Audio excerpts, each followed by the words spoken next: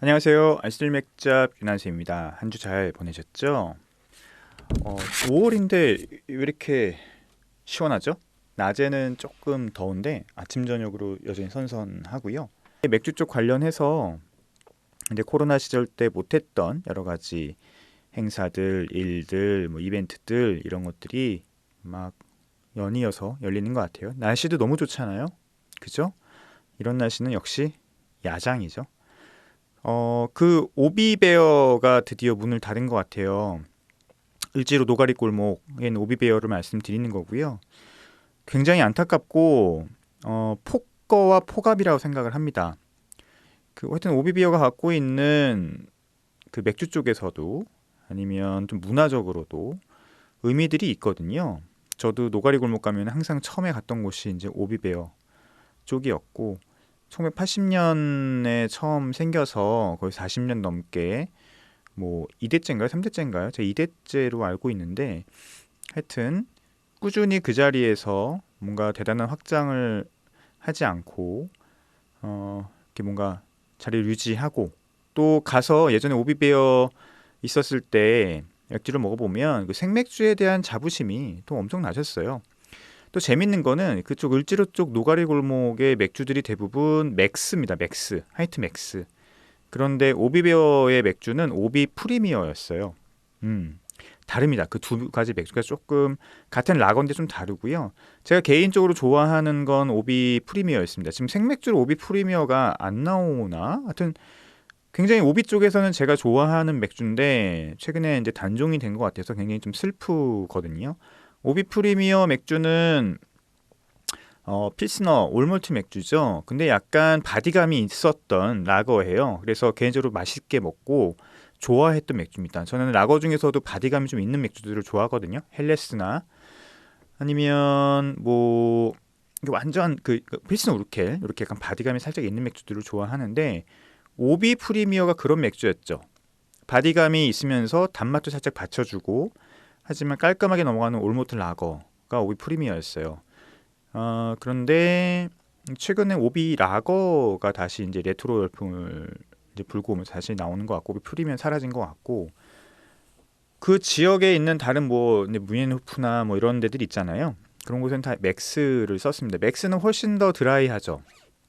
그리고 향보다는 약간 목넘김, 깔끔한 목넘김을 추구하는 맥주였는데 하여튼 저는 오비베어 가서 엄청 쌌잖아요. 노가리 뭐 1,000원 이렇게 팔았거든요. 노가리 번데기 해봤자 1,000원, 1,500원 집도 구워주고 그런 문화들이 이어졌어야 하는데 그 지역에 결국은 이제 자본의 힘과 논리가 이제 작동을 한 거죠.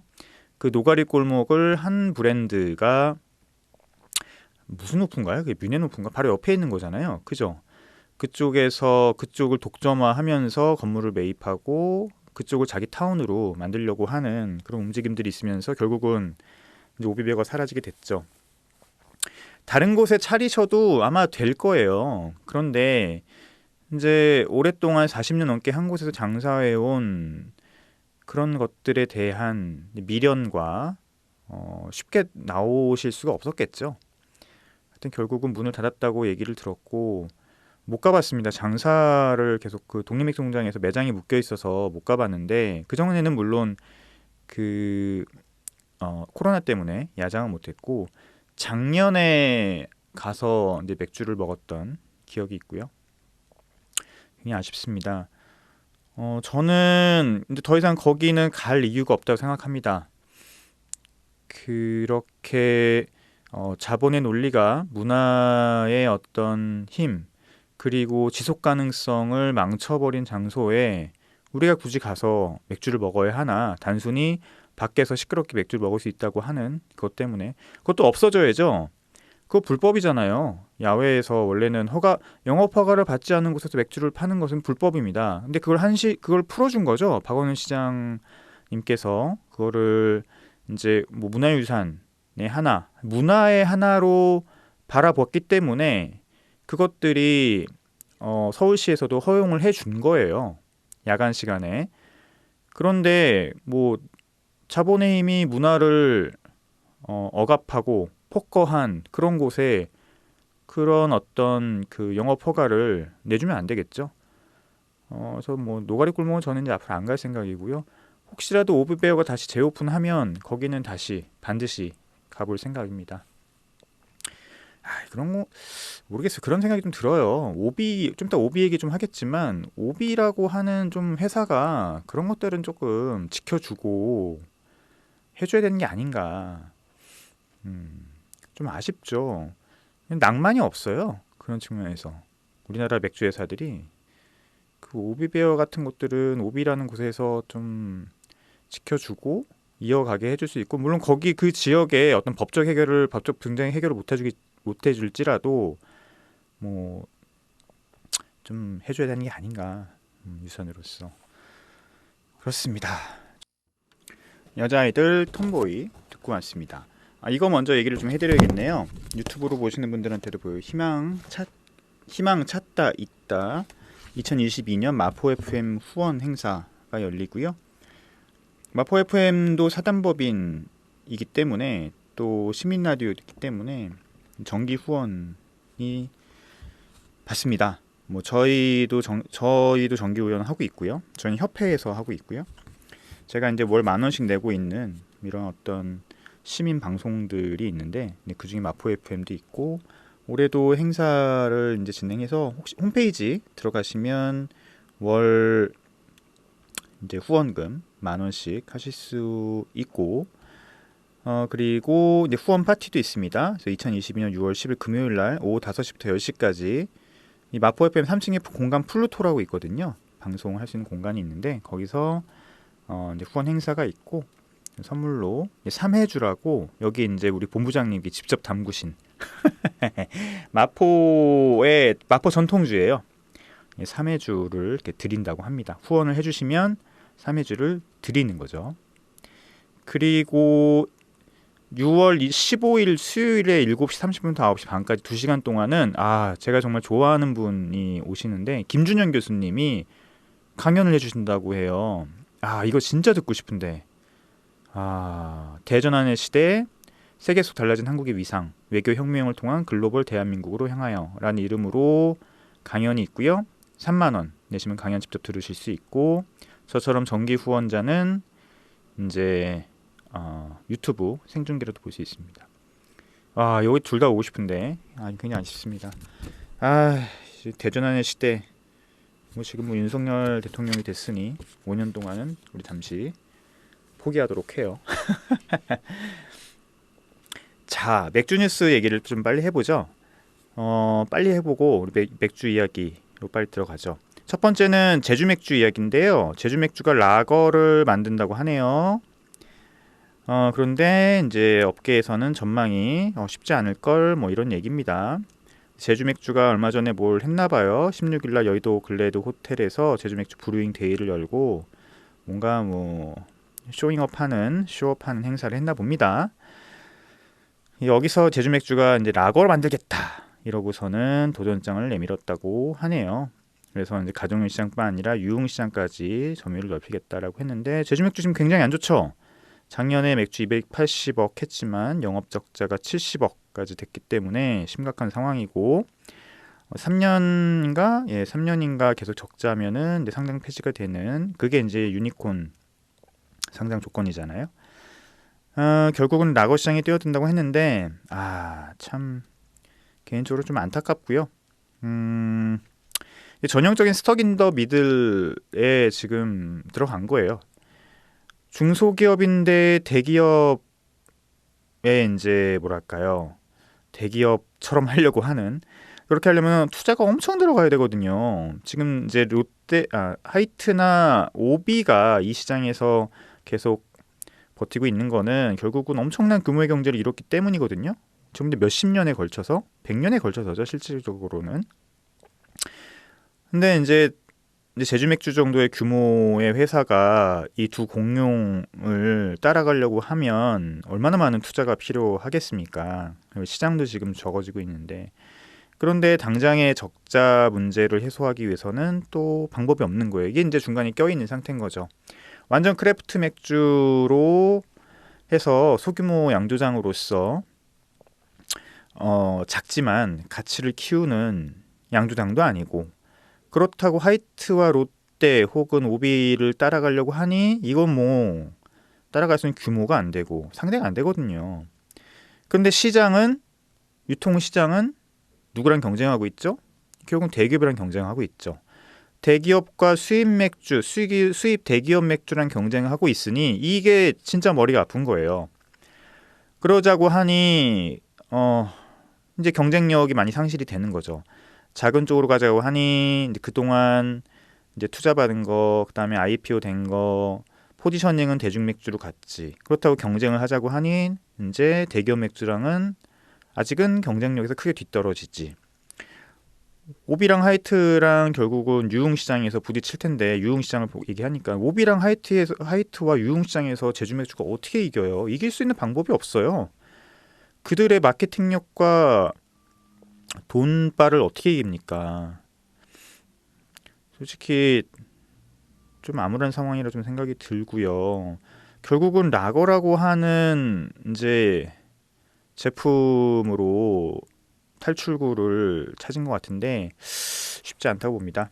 그리고 여기도 보면은 이제 관계자들이 도대체 누군지 모르겠지만 하여튼 뭐 주류업체 한 관계자, 또 다른 관계자, 하여튼 이 레거시 언론들 진짜 하여튼 쉽지 않다고 보는데 뭐 저도 여기는 동감을 합니다. 올해 상반기 한번 이제 결과를 IPO가 돼 있기 때문에 그냥 바로 볼 수 있거든요. 다트에서 결과 보면은 나오겠죠. 자, 두 번째 뉴스는요. 오비 맥주에 관한 건데요. 오비 맥주 탑마트 전용 수제 맥주 야가가다 출시라고 되어 있습니다. 영남 지역 서원 유통 탑마트 전용 제품을 출시한다고 합니다. 오비 맥주가 진짜 이러면 안 되죠.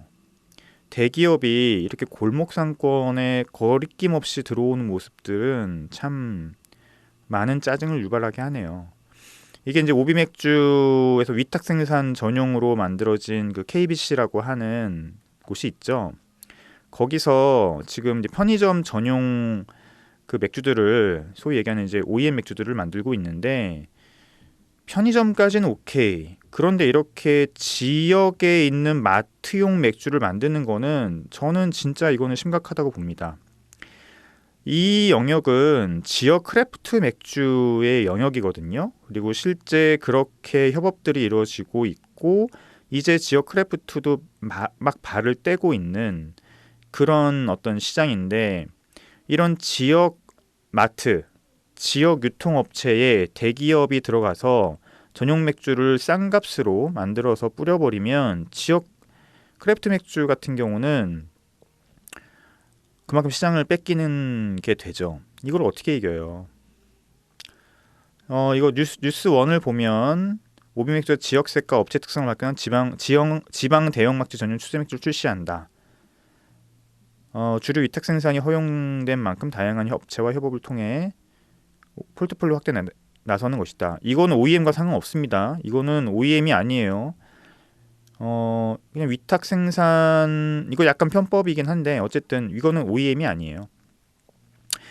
주세법상 OEM은 주류 생산 외부 유통 허가를 받은 소규모 브루어리들이 다른 브루어리들의 생산 시설을 이용해서 맥주를 위탁할 수 있는 거를 OEM이라고 합니다. 그런데 유통업체가 그냥 이렇게 자신의 브랜드 맥주를 만드는 것은 이건 OEM이 아니에요. 주세법상 OEM이 아니고요. 약간 뭐 편법이죠. 어쨌든 서원유통이 얘기하는 탑마트 전용 맥주를 야가가다라고 하는 맥주를 하고 있고요. 이 맥주를 홍보해 드리려고 지금 이 기사를 말씀드리는 게 아니고 이러면 안 된다라고 하는 말씀을 좀 드리려고 하는 거예요. 오비 같은 이런 초대기업이 국내 굴지의 1위 기업이 지역 크래프트 맥주가 진출할 수 있는 이 지역 유통업체의 전용 맥주를 만들어준다. 이러면 안 된다고 생각합니다. 그리고 우리가 이제 그 주세법이 동량세를 바뀌고 그리고 이렇게 뭐 OEM이 합법화되고 뭐 이런 어떤 제도적 개선을 통해서 대기업이 쉽게 이렇게 지역 유통업체로 들어올 수 있는 길이 열렸는데, 그래서 제가 종량세가 되긴 돼야 되지만 이것들이 가져올 수 있는 뭐랄까요, 허들이 낮아지면서 결국은 이제 경쟁력이 낮은 곳들은 힘들게 될 수 있다라는 얘기를 꾸준히 방송을 통해서 말씀을 드렸었잖아요. 결국 이런 일들이 벌어지는 거죠. 가격이 2,200원으로 책정이 됐다고 하잖아요. 그러니까 4캔에 10,000원도 아닌 거예요. 그렇죠. 이거 어떻게 이깁니까? 지역 수제 맥주들이. 그래서 맥주 쪽으로 진출을 하려고 하거나 아니면 맥주 쪽에서 뭔가 비즈니스를 구상하시는 분들은 이런 지금 시장의 변화나 향후 전망들에 대해서 깊이 고민을 하신 다음에 전략을 설정하셔야 돼요. 결국은 그렇다고 해서 뭐 모비맥주 이렇다고 해서 시장이 없는 게 아니야. 그렇지 않거든요.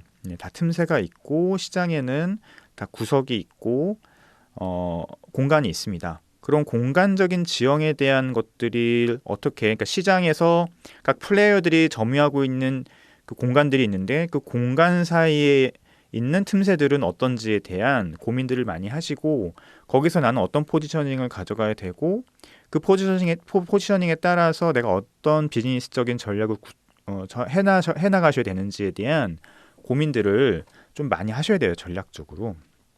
그 다음에 내 제품과 그 다음에 영업 전략을 수립하신 다음에 비즈니스를 전개시켜 나가셔야 합니다. 좋은 게 좋은 게 아니에요. 이쪽 비즈니스라고 하는 게.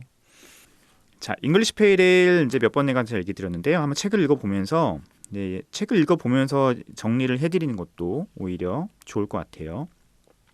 자, 물은 맥주 양조에서 비중이 가장 큰 단일 원료다. 이 잉글리시 페일을 얘기를 하면서 이 책에서도 물 얘기를 먼저 하고 있어요. 그래서 양조가들에게 물어본다면 물을 가장 중요하다고 내세울 것이다. 맞죠? 물의 미네랄 성분은 맥주의 풍미와 특성에 가장 직접적인 영향을 끼친다. 그렇죠. 물은 원래 양조 용수는 무색, 무치, 무미여야 돼요. 물 자체가 맥주의 향미나 색깔에 영향을 미치면, 직접적인 영향을 미치면 큰일 납니다. 말도 안 되죠. 그러나 풍미와 특성에 영향을 크게 끼치는 요소 중에 하나예요. 그러니까 무색, 무치, 무미에 음용 가능한 물이 아주 맥주에 직접적인 영향을 끼치지 않지만, 여긴 직접적인 영향이라고 얘기했지만 간접적으로 굉장히 큰 영향을 끼치는 게 바로 이 물이라고 하는 그 맥주 재료죠. 예를 들어 체코 풀젠의 연수는 대체로 미네랄이 없고 중탄산의 농도가 낮아 청량하고 깔끔한 트로피 황금빛의 필슨을 만드는 데 도움이 준다. 네, 맞습니다. 연수고 미네랄이 없고 칼슘과 마그네슘이 없고 연수란 얘기죠. 그리고 중탄산염의 농도가, 중탄산염이 진짜 중요합니다.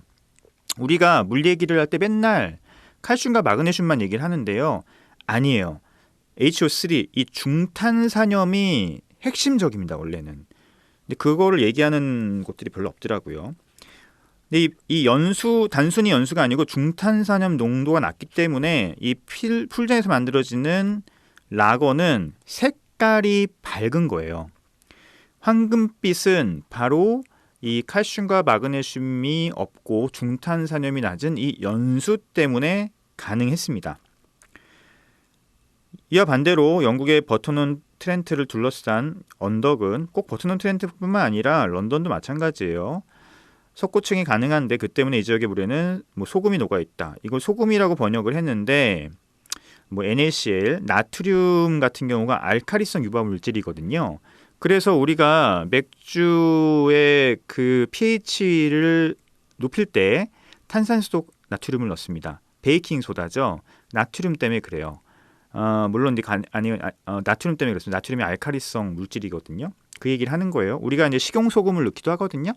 식용소금을 넣는 이유, 그러니까 물의 어떤 알칼리성을 높이기 위해서 탄산수 나트륨이나 이렇게 NaCl, 식용소금을 넣는 이유는 물의 짠맛을 넣기 위함이 아니고 이제 pH를 높이기 위해서 그렇습니다. 이 높은 함량의 칼슘과 황산염은 투명도를 향상시켜 호흡의 쌉쌀한 맛을 강조하는데 이는 현대 페일의 길을 닦아준 우연한 화학 작용이었다. 이건 좀 이상하죠. 높은 함량의 칼슘과 마그네슘 맞아요. 경수거든요. 이쪽 그 영국의 물들이 황산염 맞습니다. 근데 이게 투명도를 향상시키는 건 아니에요. 칼슘과 마그네슘은 이제 경수죠, 경수. 이 경수인데요.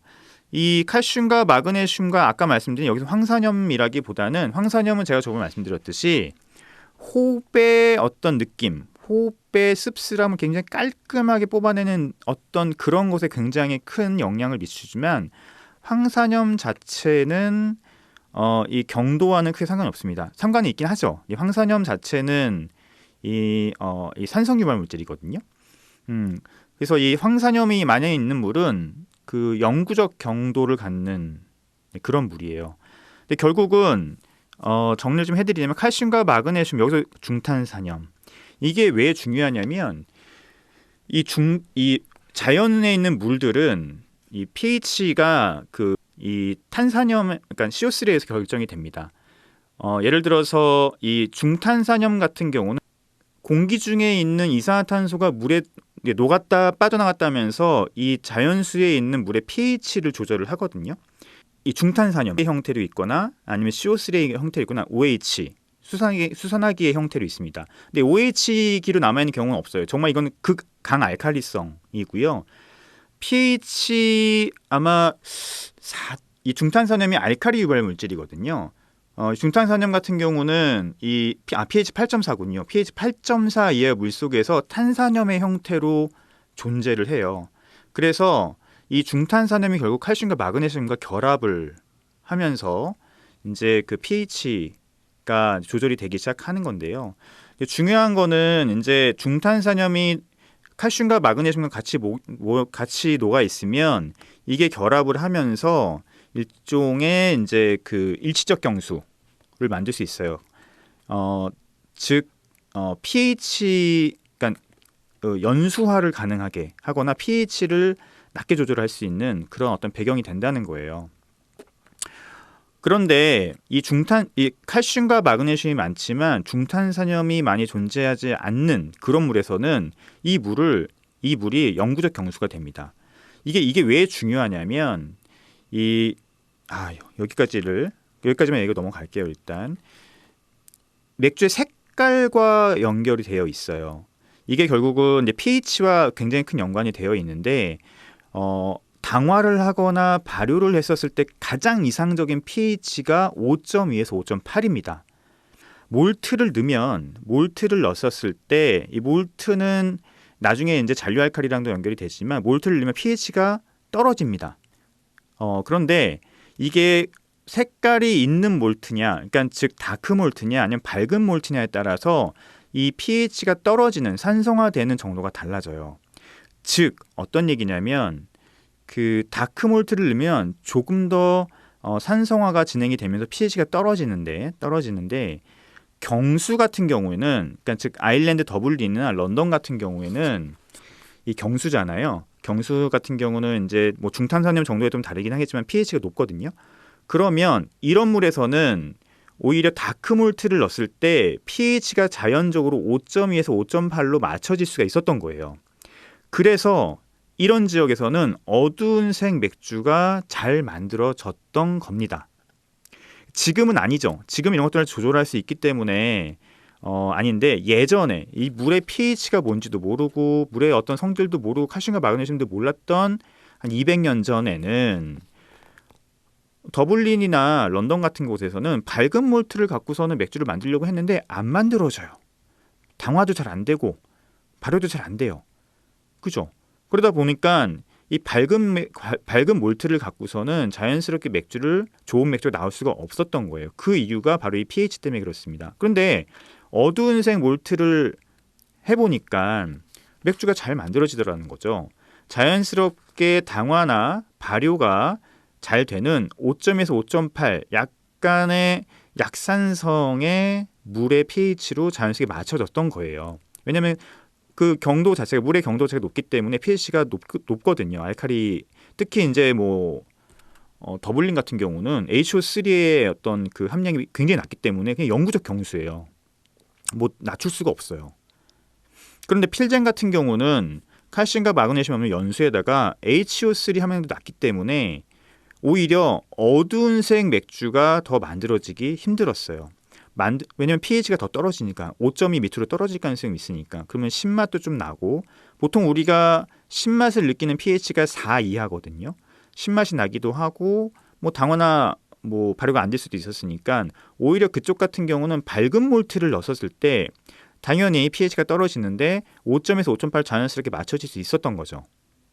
그러면서 필젠 같은 경우는 자연스럽게 아주 밝은 색의 몰트를 갖고서는 만드는 맥주가 잘 나올 수 있었지만, 더블린이나 런던 같은 경수가 있는 지역에서는 힘들었던 거예요. 그래서 뮌헨 같은 경우는 그냥 그 지역의 물을 사용을 하면 그냥 경수잖아요. 근데 얘는 일시적 경수예요.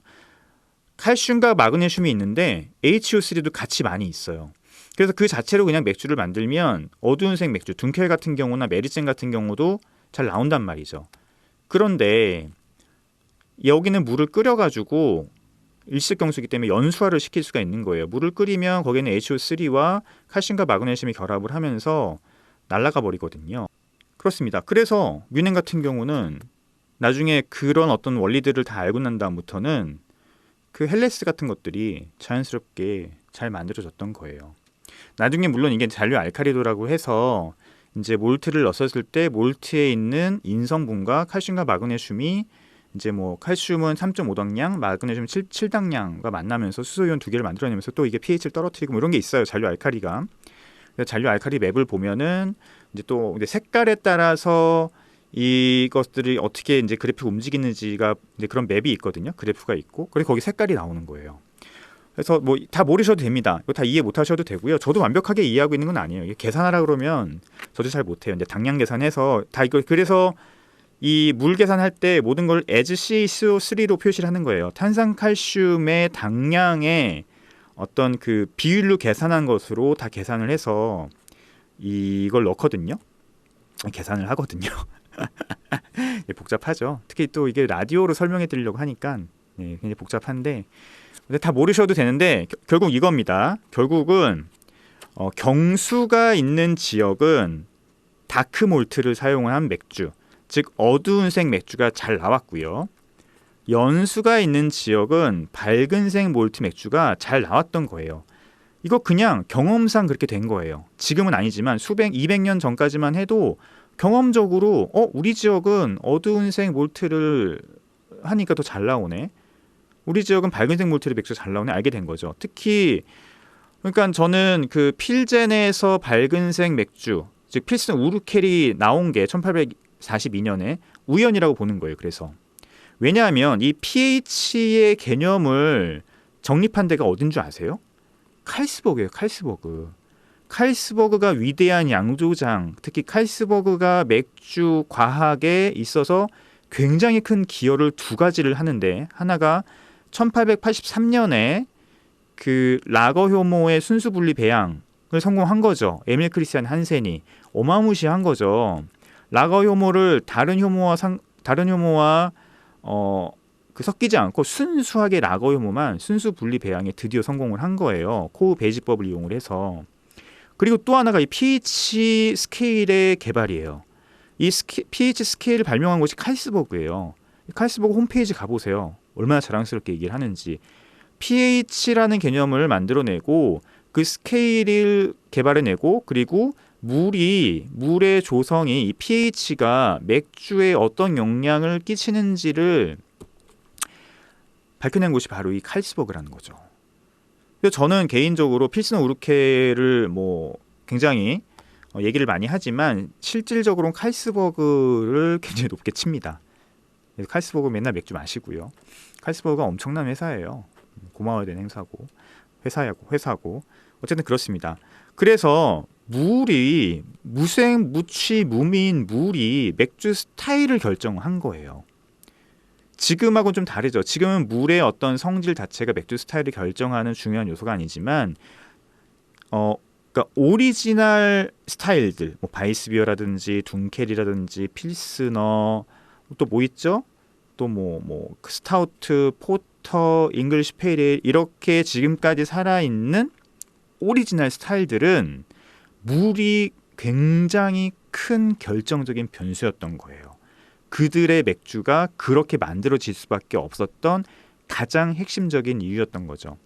그러니까 필슨 우르켈 그 필젠 같은 경우도 예전에는 몰트가 어두웠잖아요. 그죠? 몰트가 어두웠었을 때의 맥주, 그러니까 어쩔 수 없이 몰트의 색깔을 조절할 수 없었기 때문에 그 당시에는 어두운 색 맥주를 만들었어야 됐는데 필젠에서 못 만들었던 거예요. 그래서 필젠의 맥주가 엉망이었던 거죠. 결국 필젠이 나중에 이제 필슨 우르켈이라는 맥주를 갖고서는 대반전을 이루는데 거기는 시대적으로나 아니면은 굉장히 환경적으로나 우연이 많이 있었다. 필젠의 맥주가 어두웠었던 당시에는 필젠의 맥주는 진짜 별로였던 거예요. 왜냐? 연수인데 어두운 색 몰트만 갖고 맥주를 만들려고 하니 당연히 여러 가지 조건들이 좋은 맥주를 만들 수 있는 조건들, pH 조건들이 안 갖춰졌고 아마 굉장히 신맛이 나거나 굉장히 뭔가 문제가 많았을 거예요. 그런데 이후에 19세기 들어와서 이제 밝은색 몰트가 만들어지기 시작하면서 필스너 우르켈의 물이 드디어 빛을 발하게 된 거죠. 이게 맥주 이제 스타일들을 많이 공부하시거나 맥주 역사를 공부를 하면 이것들이 눈에 보이기 시작하고 이해가 되기 시작합니다. 그죠? 물 얘기하다 보니까 이렇게 됐는데 물 얘기를 진짜 간단하게 해드린 거거든요. 그리고 이것들은 나중에 이제 저희 협회에서도 제가 한번 강의를 해드리려고 해요. 물에 대한 강의를 해드리려고 하는데 뭐 화학적으로 막 계산하고 이런 것들은 뭐 저도 잘 못하고 그런 것보다는 개념이 어떤지, 물에 대한 개념이 어떤지에 대해서 하려고 하고 한국 같은 경우는 연수죠.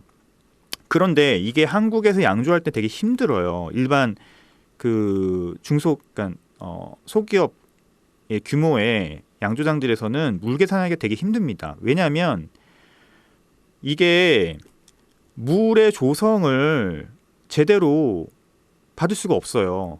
그러니까 저희도 수돗물을 쓰는데 당연히 수돗물이 제일 좋습니다. 현대 양조에서는. 그런데 제가 받는 그 수돗물의 워터 프로파일은 이제 수돗물 이제 공급하는 서울시 이제 가면 이제 다운을 받을 수가 있는데 가면 보이거든요. 근데 HO3의 어떤 그 양이 없어요. 거기는 칼슘과 마그네슘, 물론 나중에 중금속에 대한 어떤 양들은 쫙 있습니다. 근데 완전 연수예요. 칼슘, 마그네슘 거의 없고요. 나머지 중금속도 거의 없고 그럴 수밖에 없겠죠. 이거는 뭐 그냥 수돗물은 끓이지 않고도 먹을 수 있는 물이어야 되기 때문에 그런 것들이 다 제거된 상태에서 나오는 이제 변형된 물이죠. 그 서울에 있는 수돗물 갖고 잘 나오는 맥주는 밝은색 맥주입니다. 이건 그냥 자명해요. 만약에 어두운 색 맥주를 만들고 싶으면 여기에 탄산소, 나트륨, 베이킹 소다나 식용소금을 넣어야 돼요. 그래서 나트륨이 아까 말씀드린 이제 알칼리 유발 물질이라 말씀드렸잖아요. pH를 높여야 돼요. 그래서 수돗물로 맥주를 양조하려고 하는데 내가 어두운 색 맥주를 양조하고 싶다. 그러면은 솔직히 말하면 염화칼슘이 아닌 탄산수 나트륨을 넣으셔야 됩니다. 염화칼슘 같은 경우는 이후에 끓일 때 바디감을 높일 때 염화물 용으로 넣으셔야 되는 거고 황산염 같은 경우는 이제 호흡을 넣는 맥주에서 호흡의 느낌을 끌어내기 위해서 넣는 거고 이런 식으로 넣으셔야 되는데 근데 황산염과 염화칼슘 같은 경우는 이럴 때는 앞에 당화 때 넣으시면 안 되고요. 끓일 때 넣으셔야 돼요. 그러니까 이렇게 각각의 미네랄들이 양조에서 어떻게 작용하는지에 대한 시스템을 이해를 하게 되면 이용하실 수 있죠.